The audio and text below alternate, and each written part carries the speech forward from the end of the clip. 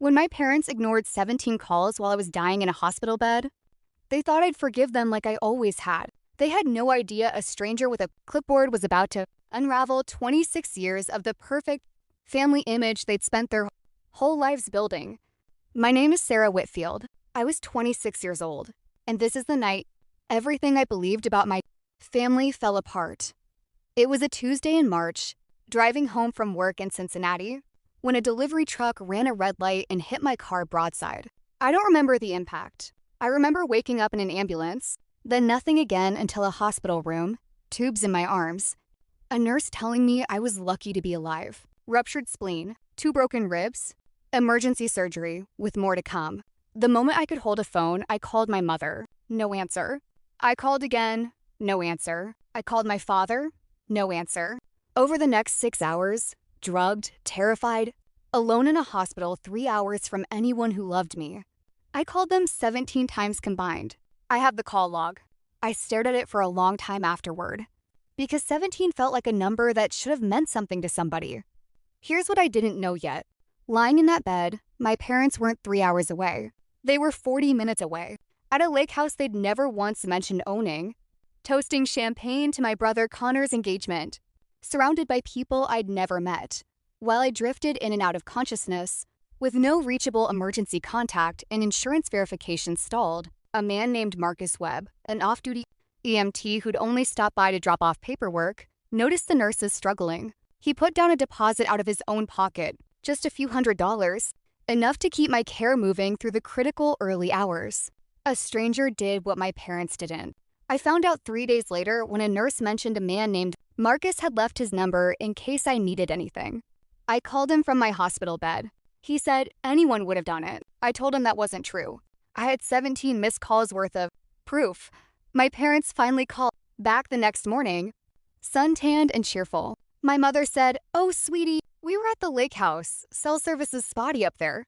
I asked why my father's phone, which was absolutely not at any lake house, according to the location history on our shared family plan, had spent the entire night 45 minutes from my hospital.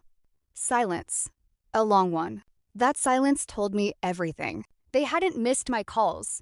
They'd seen them and chosen a toast over their daughter. I didn't scream. I've never been a screamer. What I did was quieter and worse for them in the end.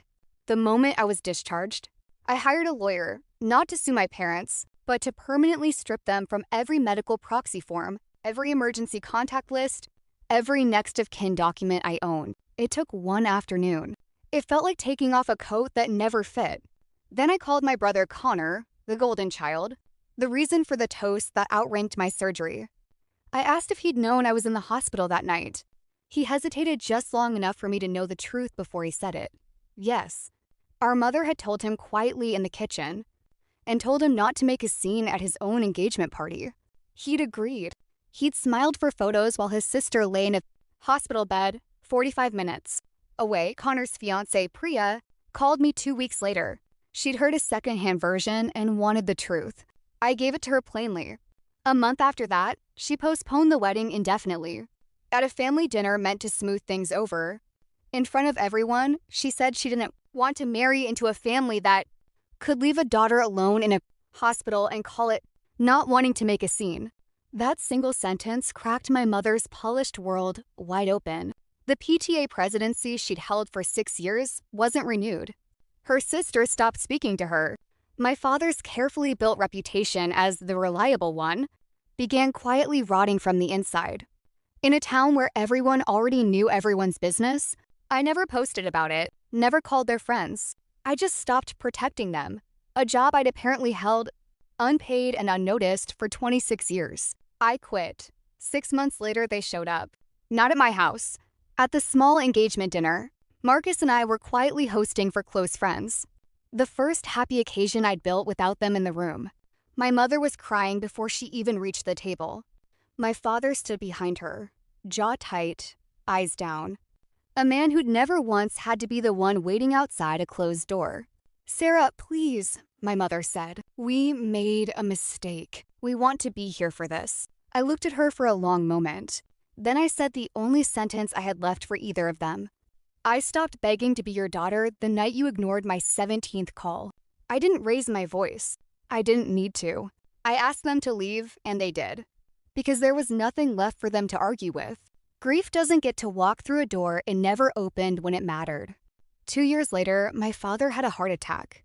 My mother called me, not 17 times, just once, her voice breaking in a way I'd never heard before. She needed someone to sit with him, to make decisions, because I was still technically his emergency contact on one old form the lawyer had missed.